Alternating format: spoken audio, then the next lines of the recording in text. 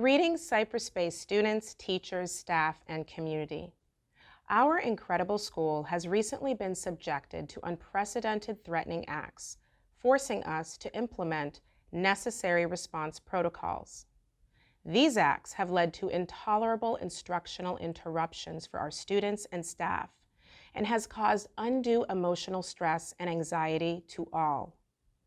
I am here to assure you that we are in constant contact with BSO, who is committed to their investigation in identifying the student or students involved. There is zero tolerance for these types of acts, and students, you must know that threats and threatening acts will lead to the maximum consequence allowed by the discipline matrix, possible prosecution, and expulsion. As your principal and a Weston community member for 24 years, I am deeply committed to the safety of all our students and staff and to upholding the excellence that we so pride ourselves in at this amazing school. When a threat is posed, I will not hesitate to implement response protocols to ensure the safety of our students and staff. We have increased security sweeps and monitoring of all restrooms with added measures in the PE locker room areas. Our school district and BSO have been very supportive in their commitment to providing additional security resources and personnel to our campus for the coming weeks. I urge our parents and community to not readily believe information that may be provided via chats or social media, and to certainly not repost threats, as this just perpetuates fear and confusion. I cannot thank the parents we have spoken to and communicated with enough, allowing us to set the record straight and provide accurate details. I will continue to strive for the greatest transparency through my communication. We ask for your support as we encourage our students and parents to utilize the numerous tip reporting tools such as SaferWatch and Fortify Florida. Information on these apps can be found on our website. And please, if you see something, I urge you, say something. Our school is one of the best in the nation with incredibly bright, spirited, and talented students. And students, I want you to know how proud I am of you. Continue to do your great work and know that we are here for you, to support you and guide you through what has been a difficult time. If you need any assistance, reach out to your counselor, your teacher, an administrator, or any adult on campus. I would also like to thank the City of Weston and BSO for their unwavering support in ensuring Cypress Bay has all the resources it needs to keep our school community safe and secure so that our students can continue to learn and thrive. Together, we will overcome, and Cypress Bay High School will continue to excel. My heartfelt gratitude to my amazing faculty and staff for your support, your kindness, your hard work, your dedication, and for what you do every day for our school and our community. Thank you all.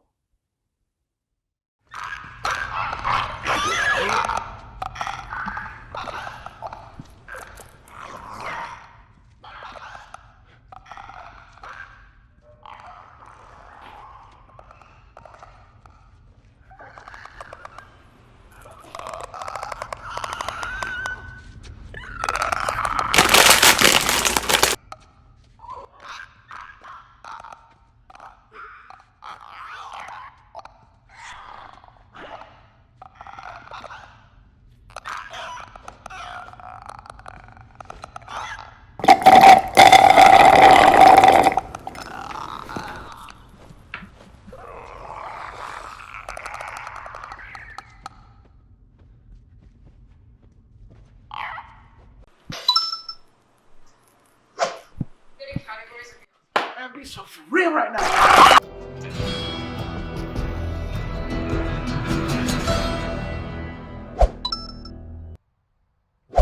Coming up on this week's episode of High Voltage, Reese answers a question we've always wondered about.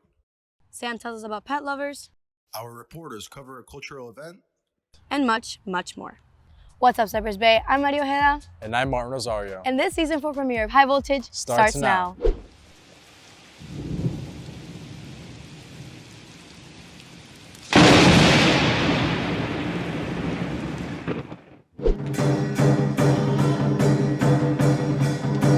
Miss Lee. My name is Jillian Lee. I teach Chinese 1, 2, 3, 4, AP Chinese, ACE Chinese, and I am also the only Chinese teacher in this school. So then they found me as a sponsor, and then we started from there. My students, they started it because I didn't know anything about the Chinese Culture Club. So the student in my AP Chinese, they wanted to form a Chinese Culture Club and Chinese Honor Society, and then that's how they started. I'm in the Chinese class and I'm in the Honor Society. I did the long fan, traditional fan, long sleeve. I'd say I'm pretty quick at learning things. So my student is the one who, I give all the credit to my student. I'm just there to monitor them, to making sure they're in the right track. They spend hours and hours of practice after school for every single dance. So if you see from our show, they look perfect. So I'm so proud of them. Before performing, I was super scared. I have some pretty bad stage fright. And then after, I felt really good because I danced and I did something I liked. I just find the traditional dances to be really beautiful, and I love being a part of them. We cannot really just using one show to show all the Chinese culture, but we're trying to show out the best part. And I found out there are a lot of non-Chinese people that are interested in Chinese culture as well, and then I'm so happy and glad. It's a very good experience by spreading out, expanding the club, and then spreading out the Chinese culture.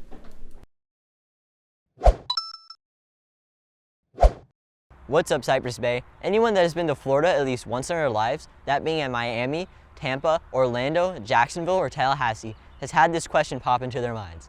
It's not about the Florida man, alligator, oranges, or hurricanes. The real question that everyone has in their minds about Florida is, why are there so many old people? It's natural to ask yourself that question, as Florida has the second highest percentage of people above 65, right behind Maine, at a whopping 21.3%. Not only that, but if you take into consideration all the snowbirds, around 800,000 people who stay in Florida at least 1 month during the winter, many of which are seniors as well, you might ask yourself, what makes Florida stand out from all the other places? Unlike what others might have thought, Florida's history with the elderly starts in the 1940s, not in the age of dinosaurs.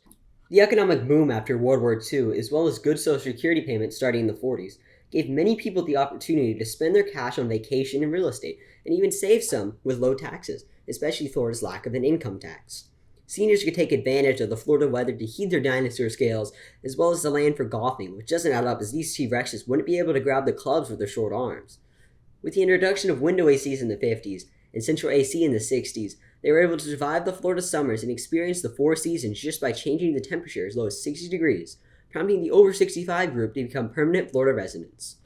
And that's why Florida is known for its retirement communities, like the Villages and Century Village, filled with golf courses and other fun activities to enjoy the Florida sun. I'm Reese, CBTV. Do you constantly find yourself stressed? Too much to do, too little time? Do you wish you could wash away all your problems with a flick of a wrist? Well, now you can. Introducing the Abracadabra. Have a big test but didn't study at all? No problem. The Abracadabra can help with that. Bored if you get caught. Oblivio. Who am I? Still don't see potential in the Abracadabra? Well, here are some satisfied customers. I used to be having problems with homework all the time. But now, incendio. I don't have to. Me encanta la Abracadabra. Solo tengo que agitarla un poco. Compren. It's great.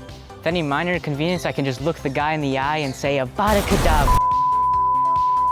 So just call the number on the screen. That's 827-88-WAND. Again, that's 827-88-WAND.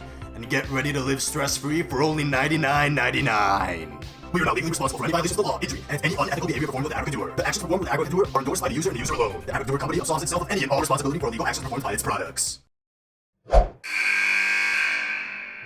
What's up, Cypress Bay? I'm Andrea Vittorio, and right now we're in the Cypress Bay football team's natural habitat. This species over here is truly something to narrow at. Let's take a closer look at it. If you walk far enough towards the 800s, and all the way past even the basketball courts, you will find something extraordinary. Football players. Maybe you've seen them showing off their colors and walking around school. Or maybe you think they're only a myth. It's certain their kind is misunderstood.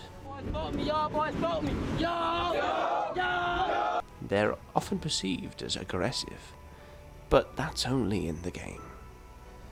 When off the field, they can be quite the opposite. During the off-season, they play 7-on-7, a much smaller team that is much more reliant on skill rather than size. And this differentiates them from the average football player, where size is an obvious advantage. However, it doesn't mean these boys don't put in the work. In fact, you can tell just by looking at their physique, and they love to show it off. Looks like they've spotted our cameras.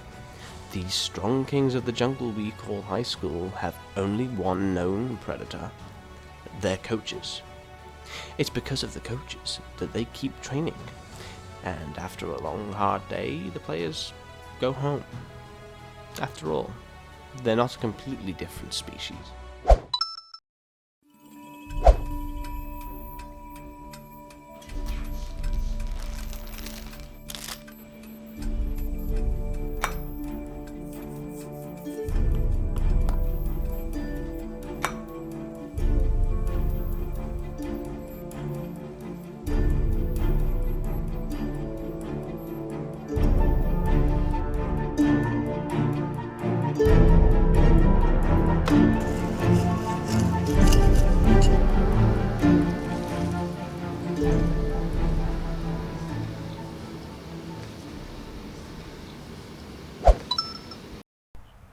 Every year, around 6.3 million animals enter animal shelters across the nation. Although these animals are in need of a home, this person strives to make a change with their artistic abilities. Here's Sam to tell us more. At a craft show, there are many things that catch a person's eye, but it's often the overlooked products that have a deeper meaning. My name is Holly Wright, SoFlo Corktails. I repurpose materials and make art items out of them, home decor, crafts, kitchen trivets, and so forth. Cork is a natural resource, so I felt why not try to reuse and repurpose those items and make something creative that people would enjoy. This business has found a perfect way to spend its earnings. Well, because we were all pent up and busy hands keep you out of trouble. And as I started to create some items, I decided that it would be beneficial to sell them and help support the local pet shelters. Everyone spades and neuters, and a lot of animals were also rescued during the pandemic, in which people didn't realize how much time and effort it takes to care for an animal just as a child or a family member. So I felt the need to try to see if we could help more of them find good homes and stay safe in their homes. No matter the reason, Miss Wright has a positive way of looking at things.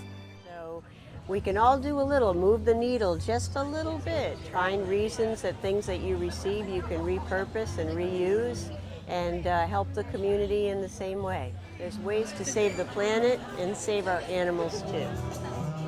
Samantha Rosenzweig, CBTV. What's up, Cypress Bay? I'm Tristan Zankong, and today I have no motivation. I don't even know why I'm here at school. But you know what? Maybe someone here at the Bay can help inspire me with their very own quote of the day. What inspirational quote would you give to all the unmotivated people watching this right now? Never give up. If you don't have a goal, you're gonna end up where you're aiming. Nowhere. Oh! Overcoming poverty is not a task of charity, it's an act of justice. I've been working for 4 years now. I'm about to get my 401k benefits. Oh my God! Dream big, do big. 2 cars. Yo, everyone learn from this guy. This man has 2 cars, a 401k benefit. Bro, have fun right now. You never know when you're gonna die. Yeah. let me ask you something. What inspiring quote would you give to all the unmotivated people out there? Inspiring quote. You know, at the end of the day, you just gotta get up off your and just get to it. Hey, it's as simple as that. It's as simple as that. Sometimes you just gotta get over it. Clap mans up. Clap my mans up. Wow, I'm actually motivated right now. I think I'll actually start caring about school. I hope these quotes helped you as much as it helped me. But for now, I'm Tristan Dinkong, CBTV. That's all for this week's episode of High Voltage. If you want to watch previous episodes, check out our YouTube at Cypress Bay CBTV and follow all of our social medias. I'm Martin Rosario. And I'm Maria Ojeda. Thanks for watching.